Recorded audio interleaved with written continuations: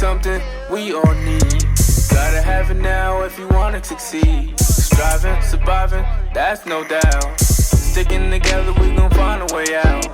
So all you young people, give it your all. So all you young people, give it your all. So all you young people, give it your all. So all you young people, give it your all.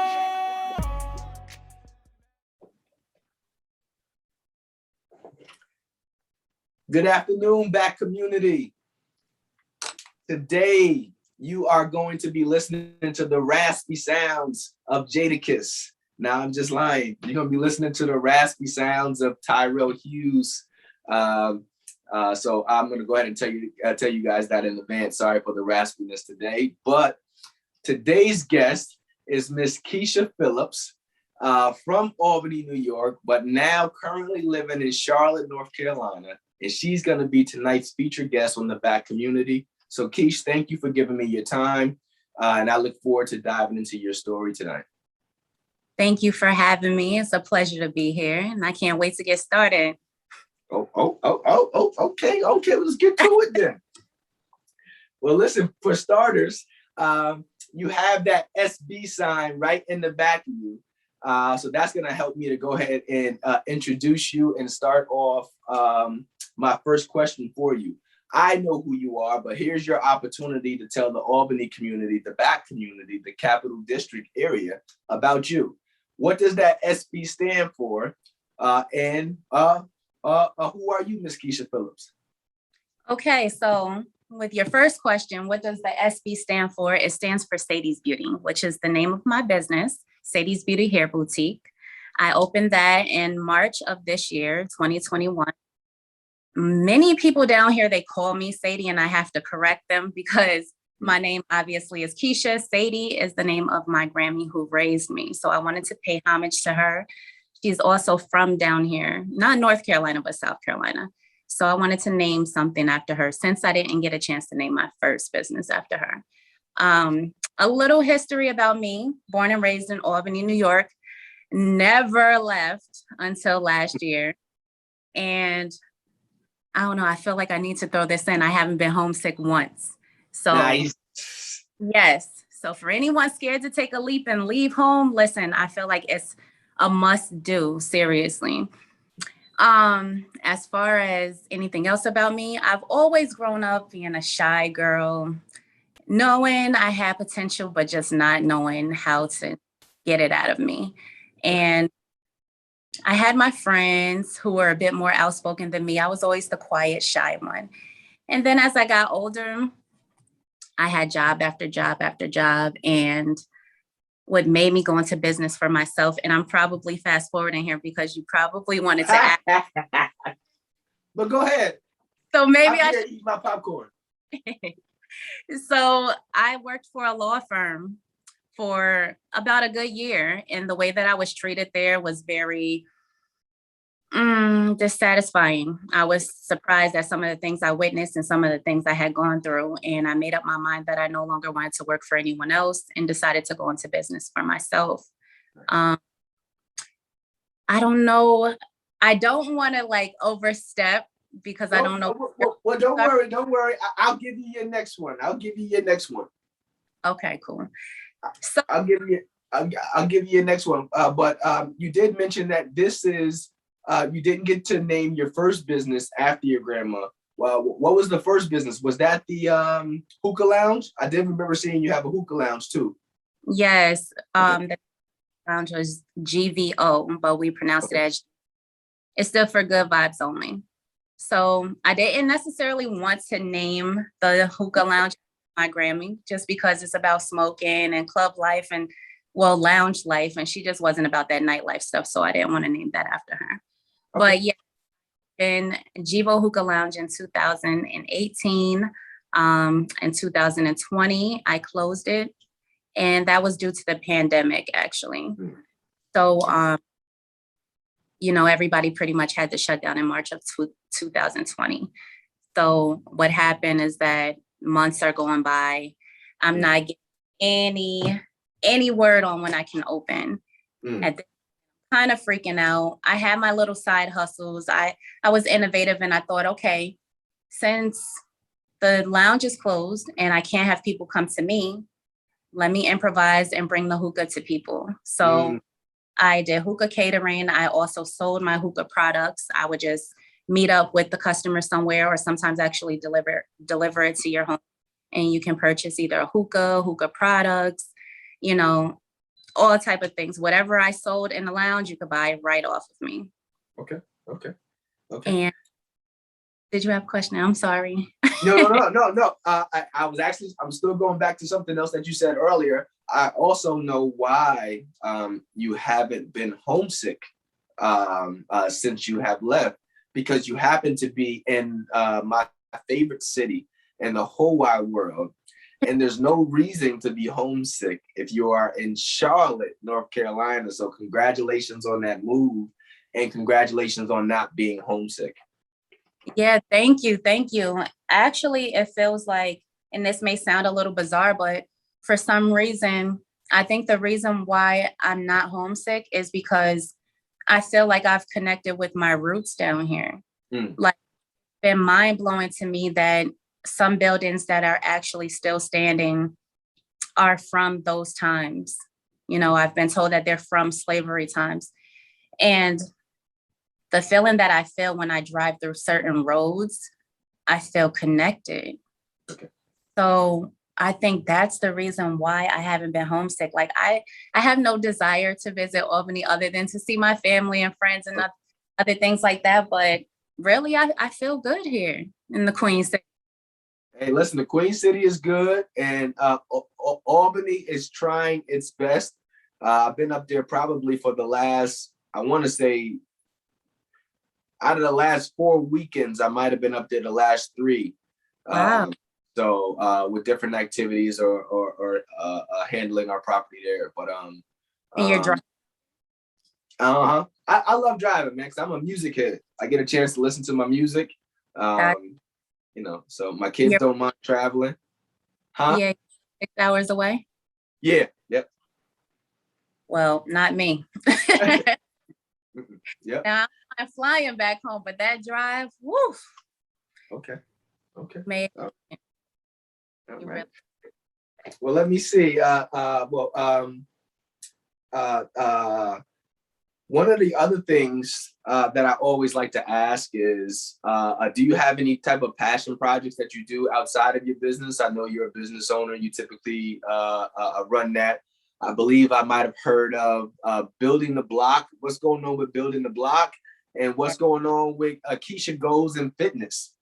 Okay, so with Building the Block, okay. Well, I founded Building the Block because I noticed one thing that's popular down here in Charlotte is pop-up shops. Yep. Now, Albany, I feel like I've only attended maybe 1 or 2. They're not as popular, which they should be, because it allows small businesses to come together, whether you have a brick and mortar or not. Brick and mortar means an actual location for those that don't know. But it brings everyone together and it keeps the money circulating in our community. You know, our people are coming, but also other people of other ethnicities and things like that. They're coming and they're spreading the love. And so with Building the Block, that's how it's starting out, with a pop-up shop. So my first official pop-up shop will be next month. But I also want to shout out my co-founder, Fatisha, because she's in this along with me, Fatisha Thompson. And so yeah, once we start out with the pop-up shops and get that going, that's all about networking. You know, I'm not from here. I don't have any family or friends down here. So every networking opportunity, I'm just like grabbing at it. You know, I've attended pop-up shops here myself. I've actually been a vendor at a few pop-up shops. And it just allows me to meet so many other business owners, as well as just the patrons in general. And I can tell them about my spot and things like that. So, you know, it's more to come with Building the Block, because I do back out to the community. Although I'm not from here, I've always been big on giving back and big on donating my time and my efforts to those in need. I'm really like a huge humanitarian and somewhat of a philanthropist, but you know, I love to be there for folks. So that's what Building the Block is about. There's more to come. I just don't want to talk too much because I believe in just zipping the lip until the actions are really moving forward. So. Okay. Yeah, I remember when I seen the initiative, it made me think about my homeboy Lex Bibbs, who went to undergrad with me down there at Johnson C. Smith. Shout out to keeping the money on the Ford. But that was exactly the premise behind keeping the money on the Ford. So our university is on Betty's Ford Road, and there's so many different Black businesses throughout Betty's Ford Road.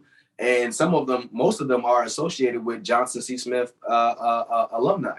So, wow. But he's created this organism environment where he highlights all of the businesses and what they're doing and teaching everyone the importance of keeping the money on the Ford. So when I heard about your initiative of building a block, I was like, listen, man, you got to reach out to my man Lex, because Lex would be a great contact. And if you haven't filled up your vendor spot yet, I'm just thinking of Amon Powell. He just moved down there from Albany too, and he has the 518 Soul Brothers. Him and Lawan Cancer, they sell sneakers. So I can imagine that might be an opportunity to connect with a fellow Albanian while you're down there too. Yeah, hit me up. Follow the page that they feel like following, and just send me a DM and we'll link and set it up. I do have some vendor spots available, so they are more below. Just let me know so we can schedule it out. Well, is that correct? Yes. Okay. So to touch on that, all right. So I worked with this company called TLC, Total Life Changes. This is something that I pretty much picked up during the pandemic, actually right before the pandemic hit. And what they have are products that like detox tea, other things that burn calories and give you energy. It's all natural, multivitamins, things like that. So at first, originally, I jumped into it because I thought, good side hustle. But as I took the products, they really do indeed work for you. So it gave me a lot of energy, perked me up. And then I just got big into my fitness. I've never been a stranger to fitness, and I love to work out. It's really a passion of mine. I love to work out. But taking those products and, just selling the products to people, and they're getting back to me with their testimonies and things like that. I just will work out for fun. I will work out in the gym, seriously. But then when the pandemic shut the world down, basically, and shut the gyms down, I had to improvise. I'm like, okay, I started working out in the house. Then I'm like, listen, it's nice outside. I know we're told that we're on lockdown, but I want to go outside. So I would go to different places in Albany and just work out. And I would start recording myself, for one, so I could look back at the videos and see what I need to work on, or what I need to improve and things like that. So then I just started posting it, and people were getting inspired. Like I would receive all these type of inboxes saying that I was an inspiration, people asking to train with me. I've trained with a few people. And then I also started, I'm sorry, there's actually customers pulling on my door, so I'm a little distracted. But I also, Lord have mercy. You got to excuse me. They're literally at my window, pressing their face to the window.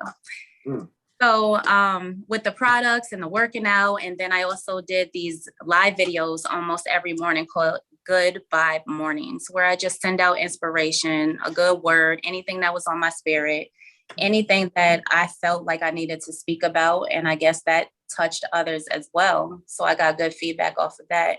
And it just kept from there. Nice. Let me see. Like I said, I know you're presently in Charlotte, but I'm still going to bring you back to Albany, because one of the things I like to do is I like to highlight the Capital District area, because there's a lot of negative things that are shown, and we don't always get a chance to highlight the positive people, the positive organizations, the people who are actually moving and shaking and making a difference. But so I'm going to bring some of these questions back to you about the Capital District. starting with growing up in the Capital District area, what kind of programs or opportunities did you recall taking advantage of as a young adult?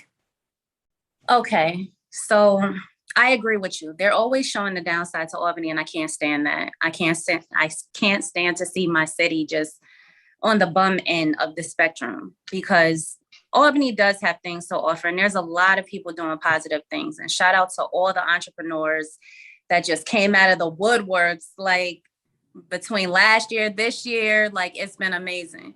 So as far as programs or organizations that I was a part of growing up, well, I want to think of myself as a very sheltered kid, that I lived in like a bubble. So when I came out of that bubble, I remember going to the community center on Clark Street. What was it called? Was it called the community center? That's the Arbor Hill Community Center. Yeah. Okay. All right. Yeah. And that was a dope little spot. You know, I remember playing foosball. I could see in my head, I could still picture what it looked like inside, but that was just a place to go to unwind as a kid. You know, growing up in Arbor Hill, that was right around the corner from where I lived, basically. And it was just a fun place to go and just be a kid and just enjoy your friends. And you had positive role models in there. Like, it was just the spot to go to. And then, of course, the baseball field. I was in Little League. And then once I turned like 17 or 18, I was on the women's baseball team with Decky. Shout out to Decky. He's still doing his thing. Yeah, to this day, he's still doing his thing.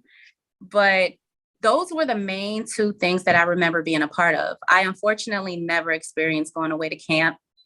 My cousin Kiesens did. And then, like, you know, with me, they were too scared to let me go. I was like, listen. So those were the main two things for me. But I always camp opportunity and the Boys and Girls Club, of course, little things like that. Or do you remember the Music Mobile? Definitely, I remember the Music Mobile. What are you talking about? Listen, I could probably sing the song. It's like something right along, sing a song with the Music Mobile, and it's a treat on the beat with something like that. But yeah, man, Music Mobile was it. Like that. See, little things like that we forget about, because I remember she used to come to the hood and park her van at the park that was on Colony Street. And we would there, me and my friends and stuff, and she'll have us make things. I remember making a guitar out of a cardboard box, and it was just a good, I never knew who that lady was. Maybe she just did it out of the kindness of her heart, because we never had to pay anything for it, but definitely. I think she actually recently was inducted into the Rock and Roll Hall of Fame. Really? Don't quote me on that, but I'm almost certain. Hold on one second. Okay. Yeah, I'm almost 100% certain she's in the Rock and Roll Hall of Fame. But like I said, don't quote me on that one. That would be so cool. I wonder what her name is. Is she still alive? Do you know? I don't know, and I only know that she's in the Rock and Roll Hall of Fame because a previous guest brought her up, and they had actually said that it might have been Mojave, but he might have brought her up and mentioned that she actually did get inducted into the Rock and Roll Hall of Fame. I never looked it up. So I guess since it came up twice, I better go look it up. So I have my facts in order. See, I figure people forgot about her. She deserves recognition. Nah, it was her, the dude who used to come by and fix your bikes. He used to put he used to set up shop right there on what's that, Larkin Livingston, yeah, the bike man. But yeah, you had a lot of people that donated their time, donated their resources, and a lot of it was free. I don't recall any of those guys, even Pastor Charlie. You know what I mean? A lot of what they were doing in the community was to give back. Mm-hmm. And we're missing a lot of that. A lot of the people that I've interviewed always talked about how each part of Albany had its own recreational centers. There were tons of after school programs. And now we're looking like, where did all of this stuff go? And now we're seeing the results of not having access to a lot of that. So that's why I like to ask, what were you involved in? Yeah. And then, with technology, it's a blessing and a curse, because are glued to their phones, but it's not just the kids, it's also the adults, which makes it way worse. Like, I cannot stand to go out to eat and I see a family where everyone's in their phones. Like, I feel like that's a time where you need to have a rule set where we put phones away. Unless it's business or an emergency that you have to, check on, then that's one thing. But I cannot stand that. Like, even if I go out with someone, you cannot be glued to your phone. I will leave. And I'm not just on a dating perspective. It's also like friends. Like, I just think that's to enjoy one another. Like, this is how it used to be. So, with the technology, a lot of parents allow that to raise their children, which is sad, but it's true. So I guess it basically replaced all the boys and girls clubs and community centers and things like that, because now kids just rather be glued to games and gadgets. So I think that doesn't have any real value though, Keish. That doesn't give you life skills. Take that back, because there's a huge upside in gaming too, where you can make a lot of money off of it if that's what you're utilizing it for. But I understand exactly what you're saying. It's just like, you don't get that outside activity, because you're not going outside playing hide and seek. You're not going to go play basketball, football, play jump rope. Yeah, so I get you.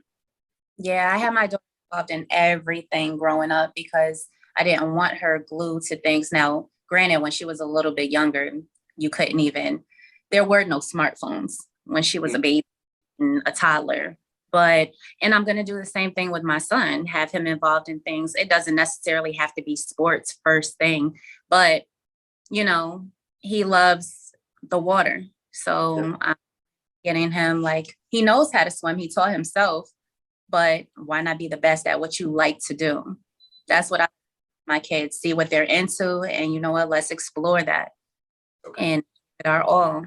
And that's what we got to do. We just got to pay more attention to our kids, spend more time with our children, talk to them, read with them,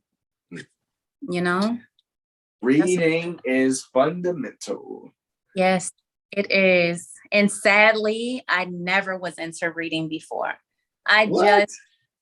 Seriously, because I didn't have anyone to really make me want to get into books. Sadly, there was one that actually read books to me growing up. So I didn't have a passion for it.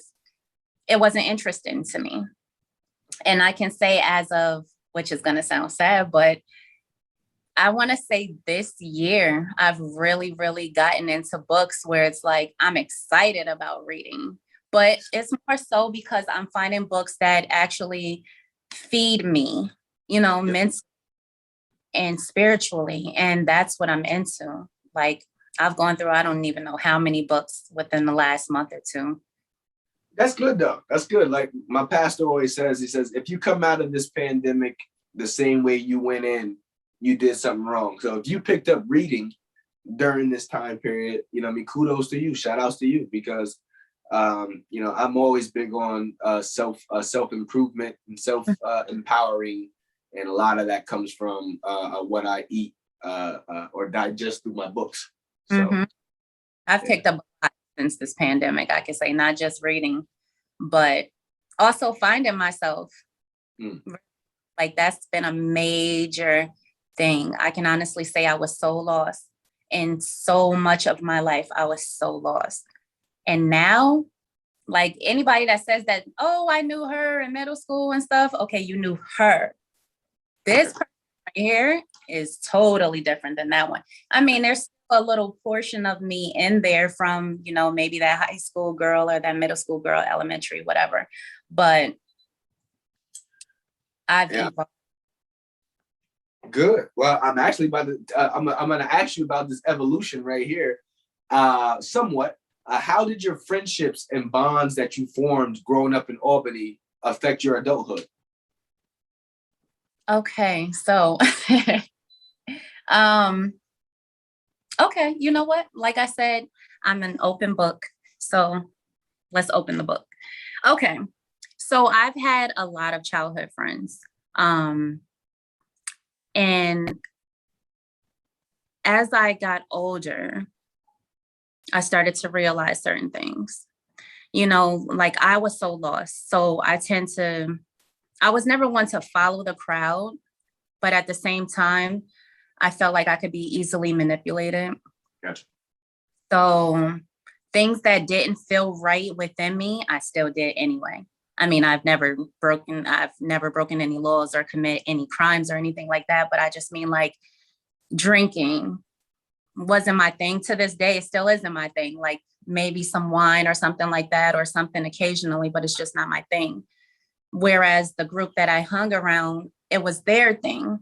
So I made it become my thing, even though it tastes absolutely disgusting to me. It just me, but I do it because everyone that I hang with, they do this. So, but it was me not knowing me, not being strong enough to just be who I was.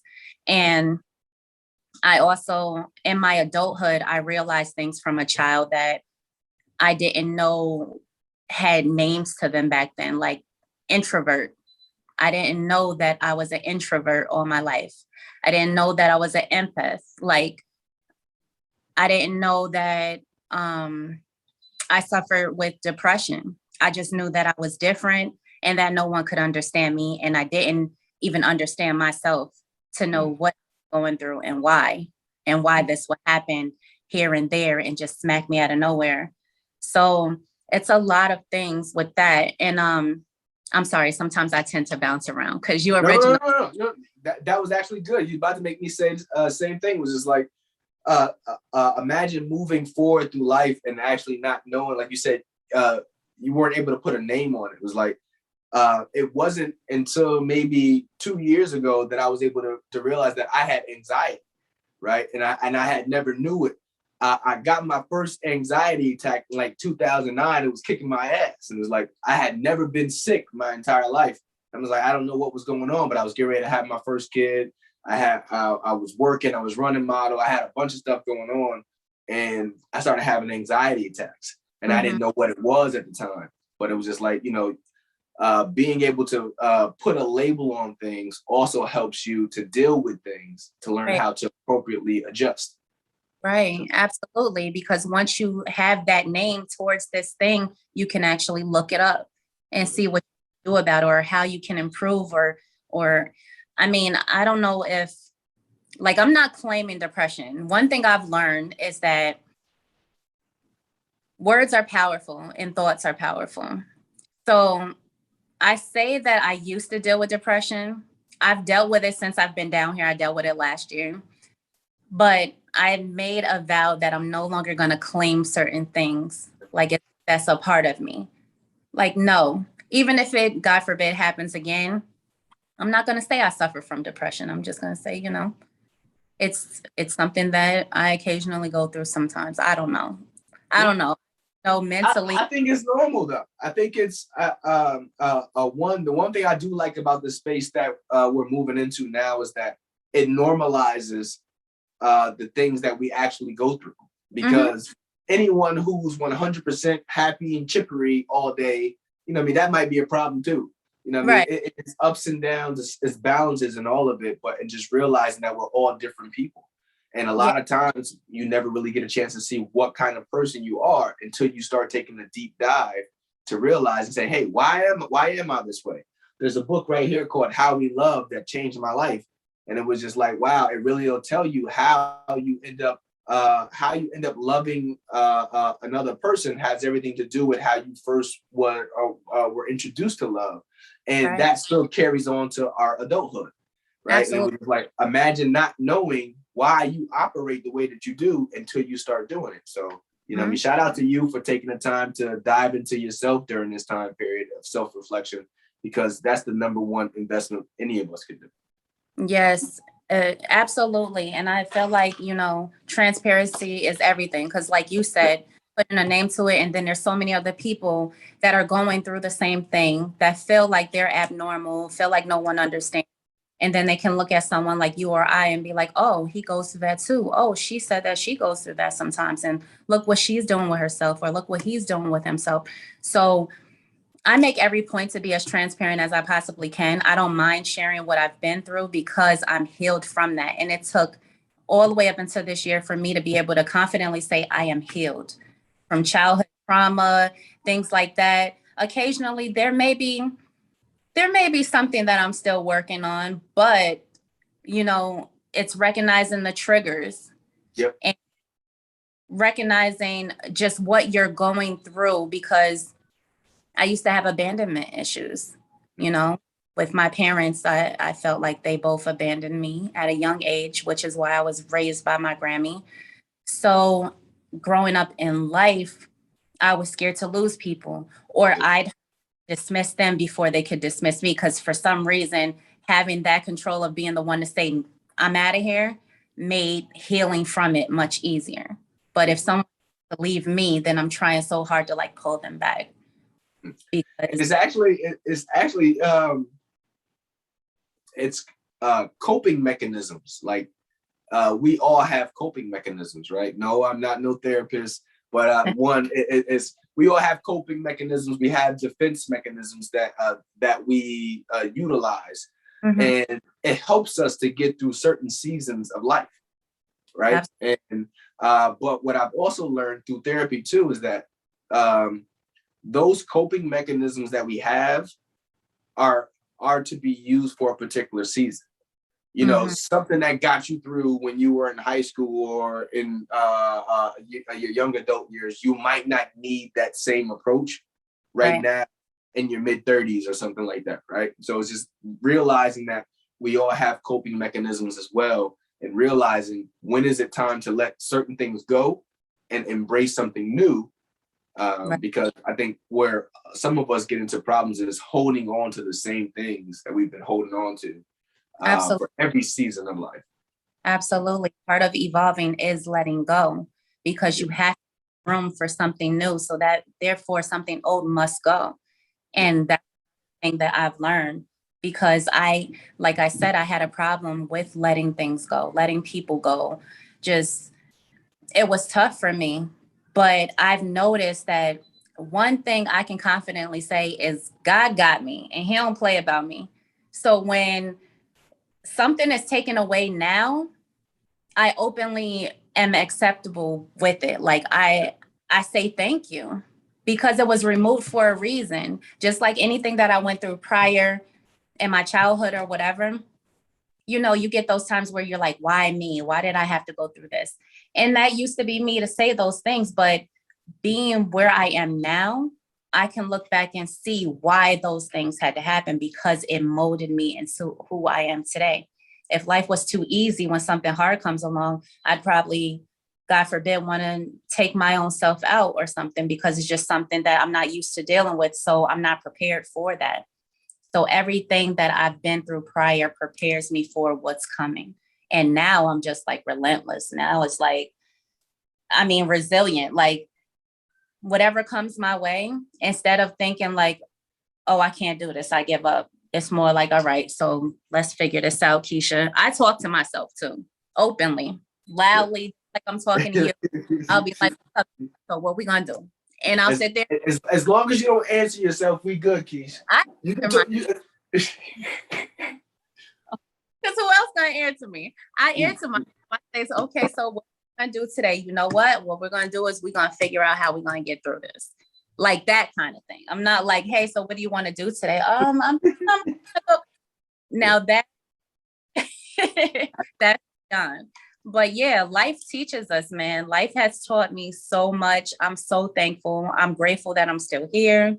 I'm grateful that I inspire folks in any way that I can, whether it's to inspire you to love yourself more, inspire you to work out, inspire you to eat right, inspire you to go after your dreams, whatever it is. I'm glad that I'm here for it, because I'm a firm believer that we're not here just for ourselves. We're here to love on one another, to build one another up. And, if I feel like for whatever reason, a person has no place in my life, I'm going to let them go, because I'm not here for nobody to bring me down. I did enough of that. So life has taught me some things. Okay. Let me see. We're talking, you mentioned gratitude. So, and having gratitude towards life, how have you been impacted by gun violence in the Capital District area? Oh man. So even though I'm all the way down here, it still affects me seeing what's going on in my hometown. Of course, I love Albany. You know, I've been wanting to get away from it, yes, but that's not because of Albany, period. It's just because I wanted to grow. Yeah. But as far as hearing about all the gun violence, you know, it's gotten to a point where as much as I need to be on Facebook or social media for my businesses and to keep in contact with people, I really don't like it because I don't know, it seemed like it was a month straight where all I was seeing was pray for me, rest in peace. This one got shot, that one got killed, like just seeing so much hurt going on. And like I said, I'm an empath, so I can feel what others are feeling, which is not a blessing because sometimes it really drains you out. Facts. And, you know, I send my condolences, of course. And when I'm one of those people where I'm not going to put praying hands and stuff, I'm actually going to pray for you. Yeah. Because what is an emoji? That's not a real prayer. I'm going to pray for you. I don't need to tell you I'm praying for you. You know, the only one who needs to hear it is God. So that's who I'm praying to for you. But it's been hurtful. It's definitely hurtful. I wish I could just pick the people up in the city of Albany and move them. I feel like Albany needs a reset. It needs a reset. It needs to be rebooted. Everybody needs to get out and let that start all over again with a new group of people. Because sometimes that's that reset is happening. It's too funny because there's a good population of Albany that either lives in Charlotte now or in the DMV area. You know, and for Charlotte, I've been putting Charlotte out there since 2001. I just had a Facebook memory remind me when I started there in 2001. It was just like to see where Charlotte was then to now is amazing. And to see how it's just going to continue to grow is just like, holy jamoli. But yeah, everyone deserves that. Charlotte. I said that's what made me choose Charlotte because I had a few options in mind. And well, that's one of the reasons why I chose Charlotte is because I heard that it was up and coming for Black businesses. Mm-hmm. Second reason I moved to Charlotte it was the closest to Albany. I'm gonna just be real because I was thinking like either Texas, Florida. No, I was like, I kind of crossed Florida out of there because as much as I love to visit Florida, I'm like, Florida is always on the Breakfast Club. Like Charlotte people in Florida, crazy things. So I'm like, it must be something in the water. No thanks. Like I'll just leave the visiting side of things. But Charlotte was the closest. And with me here coming for Black businesses, I wanted a part of that. So that's what made me choose Charlotte. I didn't know you went so hard for Charlotte, though. That's news to me. What? And I had for years, I would bring people to, especially when the CIAA tournament came to Charlotte. Before it became big and popular, I would bring about 7 or 8 people from Albany with me every year down to Charlotte. Yeah, it was like, listen, Charlotte changed my life, man. Yep, I'll be there next month. I'll be there next month and October. I'll be there September and October. You know, I mean, Charlotte's that's my favorite city in the world. Long story short, but I never got the chance to experience CIAA, and then I'm down here and I'm told, oh, this last year was the last one. Now it moved. Like great. Yep, now it's here. It's in the DMV area. It's gonna be in Baltimore. A lot of people say they think it's gonna come back.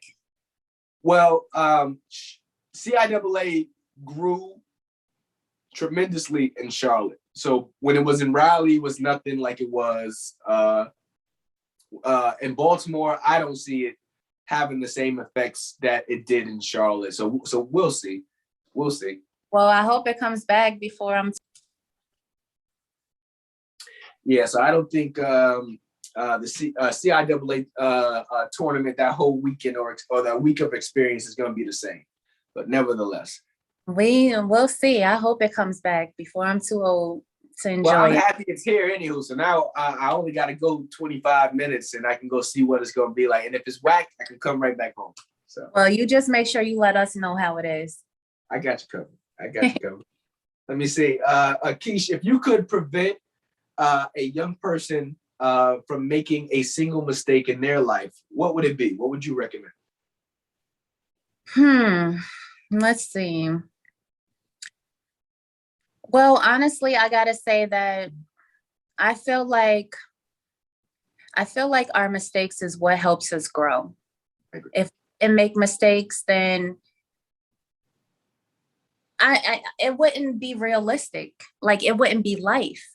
So we need those experiences. We need to make mistakes so we could grow from them and learn what not to do anymore. That's the whole purpose of a mistake, I feel. But when you it like they say, it becomes a choice. Now that's on you, bro. But as far as mistakes, there's really I like that. there's really nothing that I would say, listen, go through your mistakes because you're gonna learn from them, hopefully. Okay. So that's my answer. What does success look like to you? How do you define success? My definition of success is knowing yourself, being at peace with yourself, and doing what feels good to you. I feel like life is about doing what feels good, not selfishly, not that, but when you feel good, you do good, and it just transfers. It's like when I feel great, for some reason, people start gravitating towards me, and then I'm able to share that greatness, that feeling with them. So with success, I mean, a lot of people will familiarize it with, oh, I got 12 cars in the driveway. I own a plane, a jet, and just all this materialistic things. Whereas those things don't appreciate, they depreciate. So over time, it's like, what are those things really worth? I mean, assets are cool and things like that, but success to me is when you just feel good within yourself and what's around you, what you surround yourself with, what you're putting out there, what's being given to you, pouring in each other's cups and things like that. But success to me is much deeper than what I thought it was a few years ago. I can honestly. Nice. Yeah. Nice. Let me see. And huh? I said, what else you got for me? Let's go. Listen, I got two more questions for you, and I know you're a busy woman. I'm gonna let you go. But this is a good one for you too, because you wear multiple hats. Not only are you a mom, you're a business owner, and you're a community activist through what you're doing with Building the Blocks. How do you maintain a healthy work-life balance? Did you say a healthy work life or workout life? No, work and life balance, work-life balance. Honestly, okay, so this is how I start out. When I wake up in the morning, I get on my knees and I pray.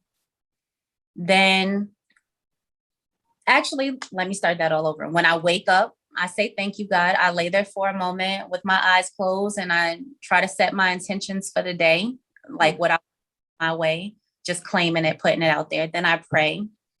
I also try to find time to meditate. I won't front and say I meditate every day because I don't. And then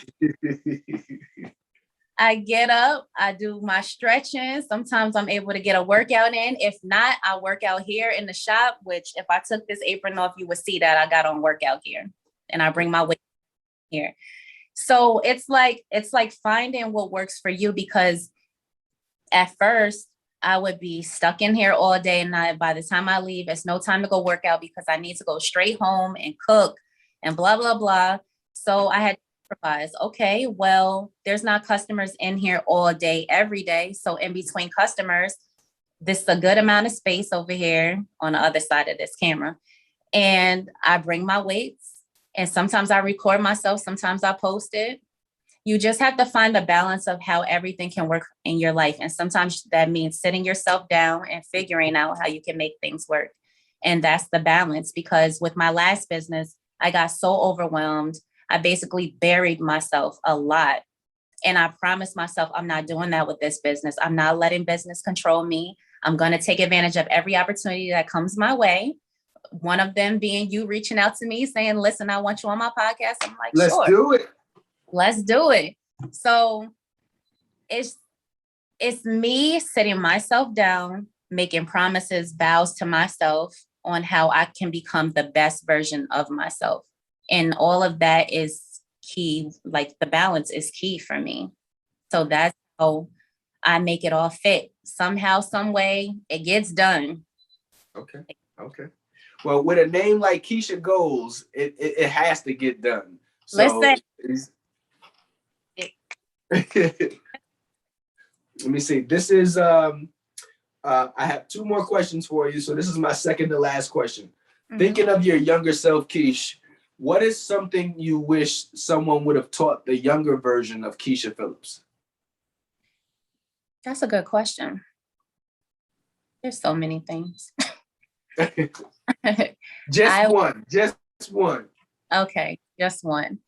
I wish that someone taught me how to truly love myself from within, because I was always told since a baby all the way up till now, like, you're pretty, you're beautiful, things like that. But no one taught me how to love me. So it's like, although the world saw this pretty girl, I didn't feel like I was pretty. Because I knew what I was going through internally. And I thought that people could see that, but they just lied to me instead by giving me compliments. So it's like I had a lot of insecurities and self-esteem issues, all that stuff going on. And the men in my family, they could be vicious. Like, how the men like to joke a lot, but they don't realize that sometimes you're putting insecurity in the child. So I had my uncles that would be like calling me, my one uncle calls me big head, which he was right. And I've accepted my big head. I love my big head. But as a child, you don't want to hear that, like, you're taking it as a joke. Then when they keep on telling you that, you start looking at yourself like, and I was so skinny back then. So it just almost looked like a little bobblehead to me in my eyes. And like, they'd say other things and it'd really start just festering in me that it was true. Like, oh, they're saying it in a joking way, but it's true. So I just think like, it's so important to give our children compliments and just instill that strength in them and talk to them, because that's what I do. My son won't allow you to call him cute. He will correct you right away. I am handsome. Yep. Because that's what his mama says to him. And, I have affirmations on his wall in his room, and we go through the day and we say, I am strong. I am smart. I am confident. I am a good person. I am awesome. I am a king. We always end with, I am a king. So, as he grows, it will be more intense, like not intense, but we'll add more to it. But he's only 5. We keep it simple. Yeah. But it's important because he knows he's handsome through me telling him he's handsome. So what we say, like they say, the word is mightier than the sword, or the tongue is mightier than the sword. So we have to be careful with what we say to our children, even playing around with them, because they may take it seriously like I did. It was just play to them, to my uncles. They meant no harm. But I started literally and figured that, oh, it must be true. So we have to be careful with what we say to our children. And that I would have taught younger Keisha. Okay. Yep. And I think you hit it spot on, because being mindful of what you say, not only being mindful of what you say, but being mindful of how you say it matters. And it's not until you go through enough situations and fuck up some things and get it wrong, that you realize that, you know, maybe I could have did this a little bit different. So, you know, you realize the effects that you leave on other people. Like you were saying, your uncles are joking, but there's still lingering things that happen behind that joke. I was just with my two youngest and my nephews all in the car the other day, and I'm telling them, I was like, you know, y'all gotta watch how y'all talk to each other, right? And it was just like, you know, as siblings, you typically you laugh, you joke, you know what I mean, you're gonna do that, but at the same time, you might be unconsciously building insecurities in the people that you love, and that's not what you want. But yeah, I like that one, Keisha. Thank you. Absolutely. I like that. And this is my final question for you for the evening. This is my favorite question from season 1, and I brought it back to season 2. Okay. What is your favorite place to visit in Albany and why? I know that one. Hands down. Hands down. And you better not say Ted's Fish Fry or something like that. Oh my gosh. Why it had to be food though? Listen. For some reason, I'm about to say, why should you say Ted's Fish Fry? I was a foodie in my past life, okay? Okay. Not fish fry. It's actually the waterfront. Nice. Because I'm at peace near water. So back home, I used to drive down to the waterfront, just park and be there for hours. Either I would be reading a book or I'd be down there just staring at the water, almost like in a trance, because not only did it bring me peace, but it allowed my thoughts to flow. So I don't know if that's the best way that I can explain it. Other than that, it's sort of inexplainable because I feel like I'm meant to be there. Like whenever you put me, not in front of a pool because it's not the same thing, but even when I went to the beach recently the other day, I could sit there. I'm one of those people that I could be there all day and all night if you let me. Just the sounds of waves and staring at the water and just the type of thoughts that gravitates to me, like just start brewing in my head. I'm like, man, like they should put like a college on the beach because I have all type of degrees and stuff like that. But yeah, that's my place. That's my happy place. Okay. And I was there a lot during the pandemic and stuff because it was tough. Like, I'll say this real quick. It was tough knowing that my business was closing down. And at the same time, simultaneously, the landlord of my home was selling the home. So I had both of these things happening at the same time. And I just took it like the ultimate sign that it's time to go. And nice.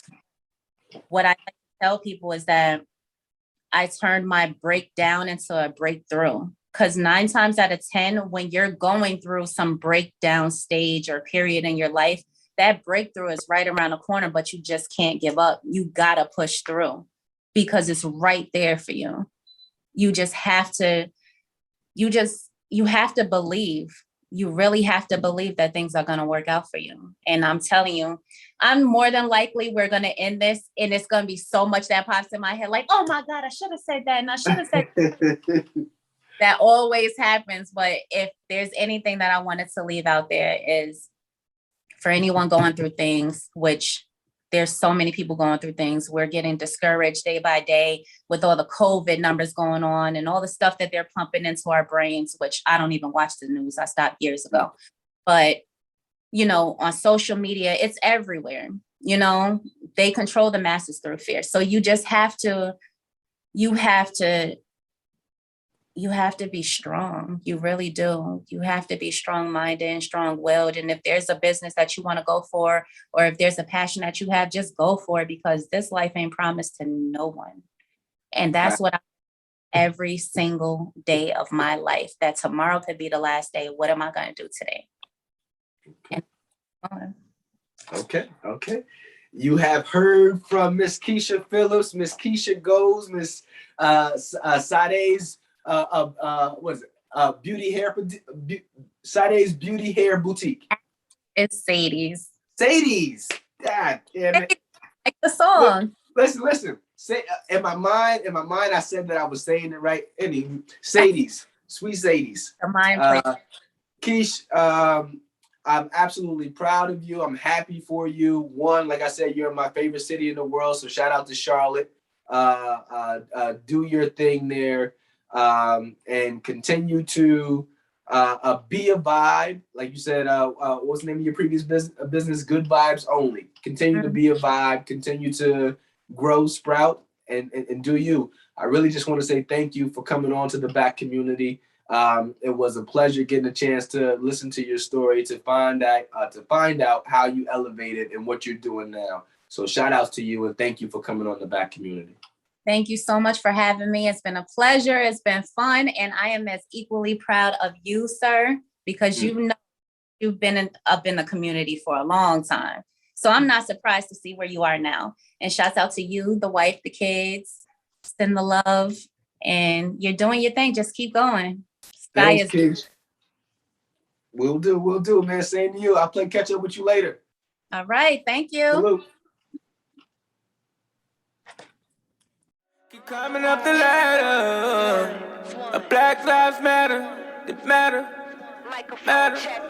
So all you young people, give me all. So all you young people, give me all.